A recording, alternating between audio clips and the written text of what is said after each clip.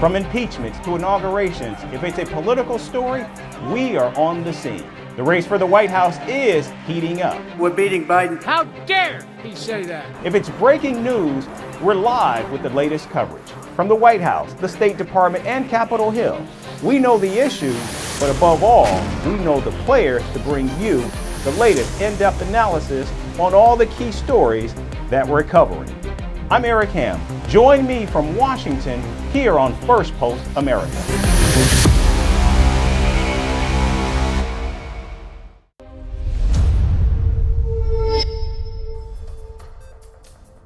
Hello and welcome to Firstpost America, your global pit stop for the latest news and headlines from the United States and around the world.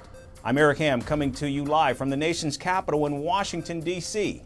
We'll get you a roundup of all the day's top stories, but first, let's take a look at the headlines. U.S. Secretary of State Antony Blinken departs Saudi Arabia.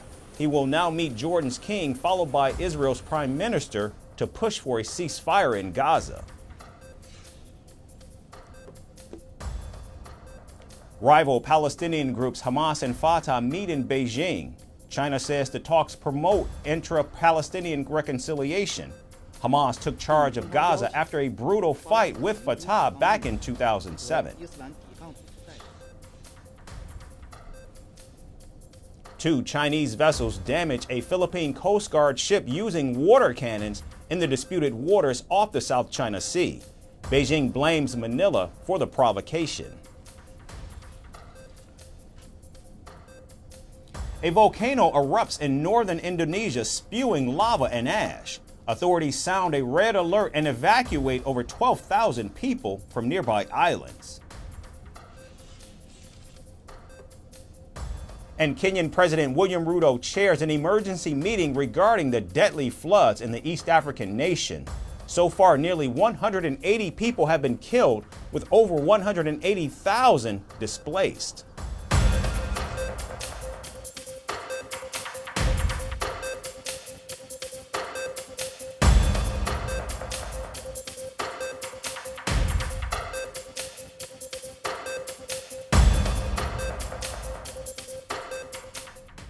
We begin in the United States with the pro-Palestinian protests intensifying throughout American colleges and universities.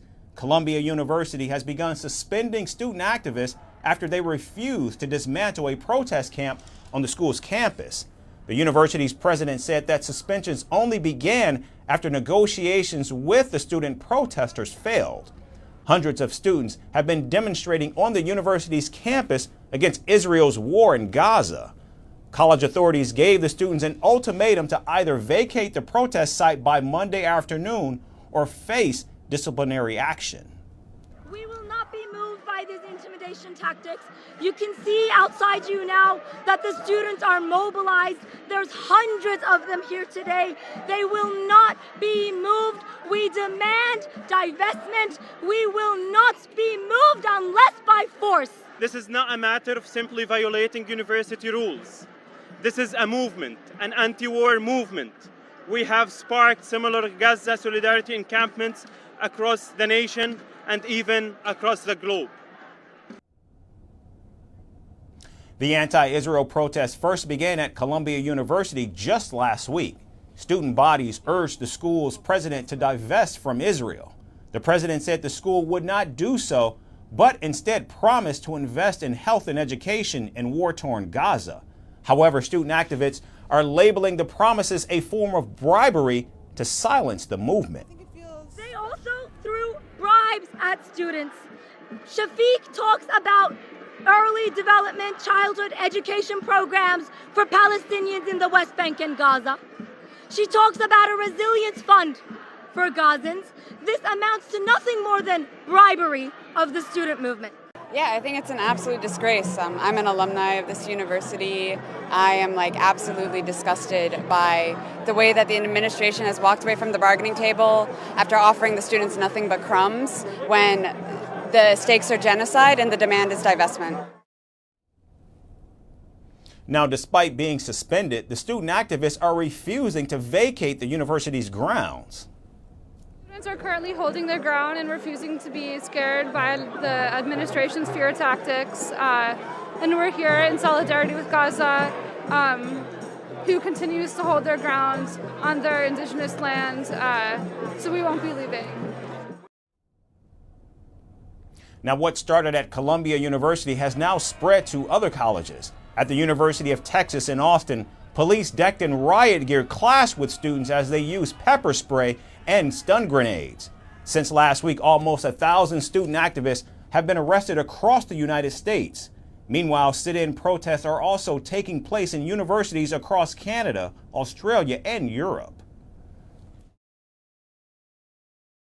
Staying in the United States with wars in Gaza and Ukraine and growing political rest at home, President Joe Biden's approval rating has tanked.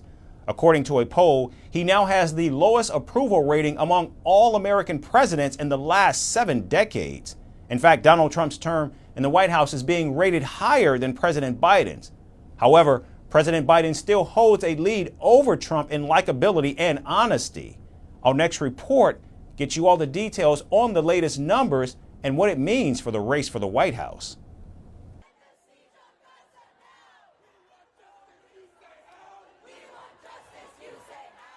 American President Joe Biden has a new problem on his hands.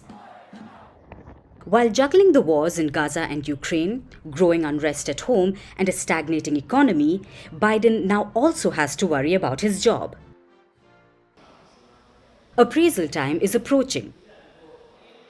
The presidential polls are just 6 months away. 81-year-old Biden is committed to running for the Oval Office again.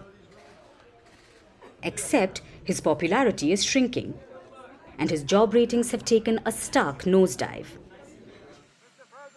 Joe Biden's report card is in, and the numbers don't look too good. In fact, Biden has received the lowest job approval rating among presidents in the last 70 years. Biden has secured just above 38% in his test. That's lower than Richard Nixon, whose presidency was tainted with the Watergate scandal. Even Donald Trump has a higher job approval rating compared to Biden.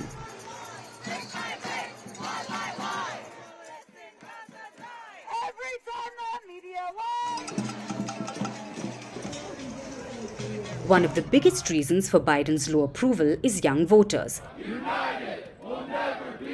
The pro-Palestinian movement in the US has become a major concern for the youth. Thousands of college-going Americans are protesting against the Biden administration's support to Israel for the war in Gaza. And young voters are starting to lose faith in Joe Biden's ability to handle the crisis in the Middle East. We're going to allow this man who is complicit in genocide, who's funding anti-resistance efforts in Yemen and all those places, we're going to allow him to come here and basically desecrate our Morehouse name and tradition because we want the money and because we want our loans paid off. That's very sellout, and I don't like that. Closer to home, Biden is also facing criticism as the economy slows down. Young Americans are unhappy with the rising cost of living and the lack of job opportunities. When Joe Biden is compared to his political rival Donald Trump, the current president has a lead in 2 major categories but trails in 4 others. Biden is seen as more likable and honest than Trump, whereas Trump is seen as a strong leader and a better administrator. Trump also got more votes for putting his country first and making good judgments in a crisis. The numbers show that American voters hold both candidates in low regard. Neither Biden nor Trump have mustered faith and approval among voters.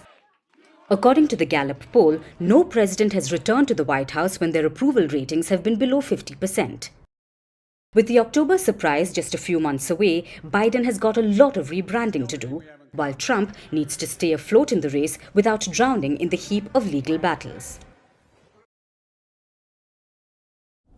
From Washington, we now shift focus to Moscow, where President Vladimir Putin has displayed a selection of Western battle tanks that were captured on the front line in Ukraine.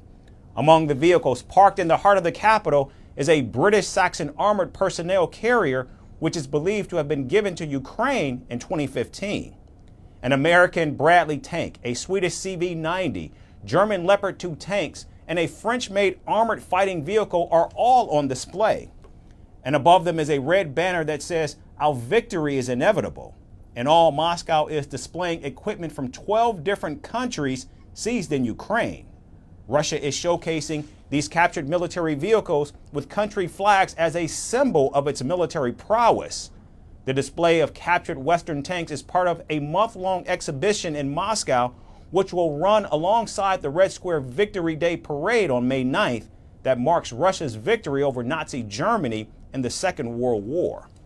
President Putin also plans to parade the armored vehicles to glorify the invasion of Ukraine. Now, he's historically used Victory Day to deliver fiery speeches with an anti-West rhetoric.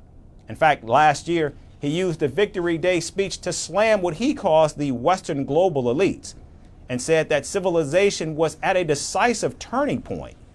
He's also positioned Russia's actions in Ukraine as part of a historical battle against fascism. Now, Ukraine has called Russia's display of captured tanks an abuse of its shared history to justify Putin's aggression. But it's not just Ukraine that has faced losses in terms of heavy artillery and battle tanks. Russian armory has also suffered significant damage. In fact, over 3,000 Russian tanks have been damaged or destroyed in over 2 years of war. But obviously, that's not on display. In fact, to make up for the shortfall now, the Russian army has been resupplying the front line from its strategic reserves of armor. It's also been boosting defense spending, putting its economy on a war footing.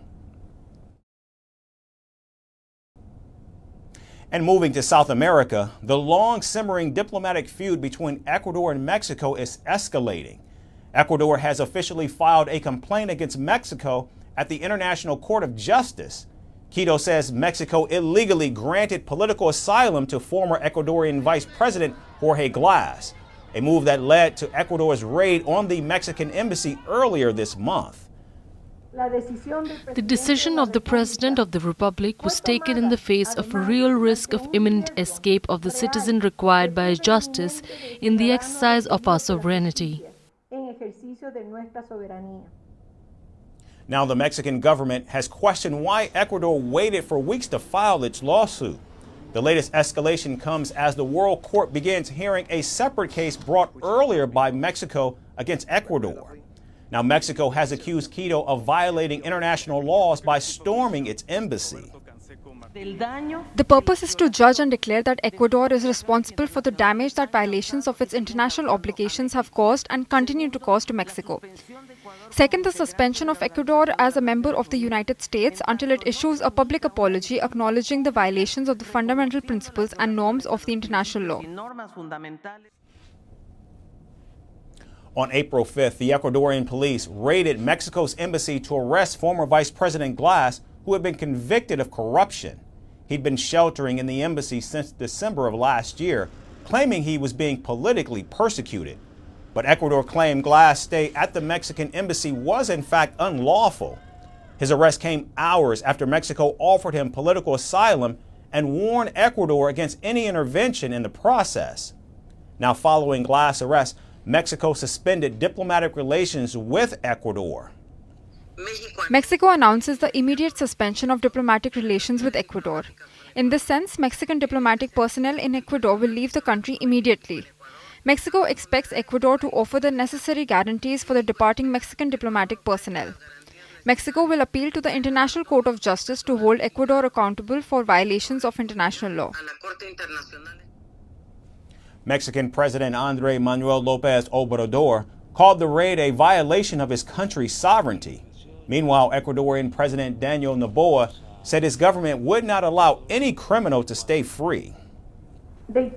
For Ecuador, a criminal cannot be considered a person persecuted for political reasons when he's been convicted with an enforceable sentence and arrest warrant issued by the police authorities. Now, Noboa's actions were highly criticized by several countries, including the United States, which accused him of violating international law. We condemn this violation of the Vienna Convention on Diplomatic Relations, including the use of force against embassy officials. We've reviewed the security camera footage from the Mexican embassy and believe these actions were wrong. The Ecuadorian government disregarded its obligations under international law as a host state to respect the inviolability of diplomatic missions and jeopardized the foundation of basic diplomatic norms and relationships. The Ecuadorian embassy in Mexico City also faced massive protests, with residents calling the country fascist. Later, a 3-member Ecuadorian tribunal declared the raid illegal, but upheld Glas's imprisonment. Today, the court has granted habeas corpus to former Vice President Jorge Glas, declaring that his detention was arbitrary and illegal. Unfortunately, he will not be released because he has an accumulation of sentences. And I want to clarify to Ecuador that he has already served more than 60%, and he has not been able to benefit from the pre-release. Now the regional spot has reached the international court. And the question is, will Ecuador face suspension from the United Nations, or will Mexico face action for allegedly interfering in Quito's internal affairs? And finally, Africa's largest oil producer is running out of fuel. Nigeria is facing petrol shortages, forcing residents to sweat through unending waits at filling stations. Fuel is now being sold at double the price on the black market. Retailers say the state-run oil company is to blame for this scarcity. However, the government claims that it has sufficient petrol and Nigerians should refrain from panic buying. A final report explains the fuel crisis in Nigeria. Africa's largest oil producer, Nigeria, is running out of fuel. Petrol shortages have forced Nigerians to queue up for hours at filling stations. The nation's capital, Abuja, and cities like Lagos, Kaduna and Kano are among the worst affected. Marketers have blamed Nigeria's major oil supplier for the fresh scarcity. They say Nigeria's state-run oil company is facing a supply challenge. Last week, a company spokesperson said the supply challenge was a result of logistics issues and that it has been resolved. However, the situation on the ground presents a different picture. Some Nigerians are buying fuel for between 700 to 1200 naira per litre after hours of sweat. Meanwhile, others aren't so lucky, as many retail outlets still remain shut. The struggle is such that people are spending sometimes 6 hours filling the tanks of their vehicles. Now black marketers have jumped on the opportunity. They've started selling the premium product for as high as 2,000 naira per litre. And those who cannot wait in line are hawking this petrol in jerry cans. Local reports say snake-like queues at filling stations have worsened the traffic situation in several cities.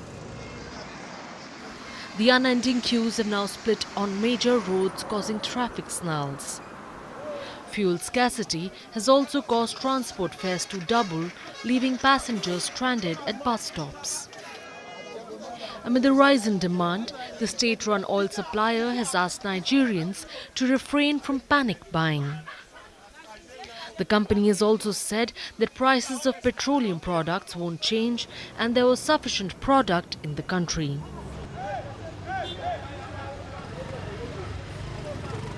But critics have called the company's handling of the crisis highly disgraceful. They stress that residents are facing fuel shortages even though the black market has enough petrol for sale. Critics have also accused the Nigerian government of allowing such a situation to persist in the oil-rich country.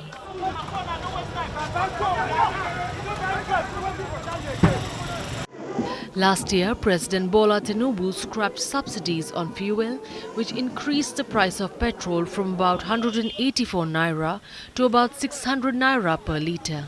The government said the move was aimed at deregulation of the oil sector. Instead, it inflicted untold hardships on Nigerians. Nigeria's inflation has surged to the highest in 3 decades, with prices of basic commodities going through the roof. This sparked massive protests across Nigeria last September, with labor unions demanding new minimum wage for workers amid rising costs of living. Fuel, we no fit buy fuel. A person like me, I be farmer. I no fit buy fuel, water farm, because of hiding of fuel. Country is hard, food high, everything is high. Simuru of garri, simuru of rice, everything. If something costs, we no go fit train our children for school. How you go manage buy food, go pay school fee for children? Time and again, Tinubu has defended his unpopular economic reforms. On Sunday, he told the World Economic Forum that removing the petrol subsidy was very necessary to prevent the country from going bankrupt. But it has almost been a year, and Nigerians are still forced to endure the pain of the moment.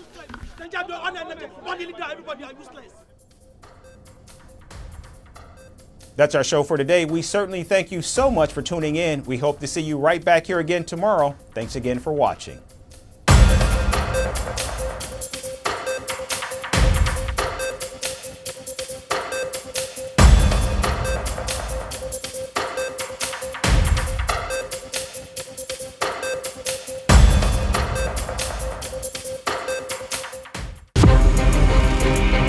From impeachments to inaugurations, if it's a political story, we are on the scene. The race for the White House is heating up. We're beating Biden. How dare he say that? If it's breaking news, we're live with the latest coverage. From the White House, the State Department, and Capitol Hill, we know the issues, but above all, we know the players to bring you the latest in-depth analysis on all the key stories that we're covering. I'm Eric Ham. Join me from Washington here on First Post America.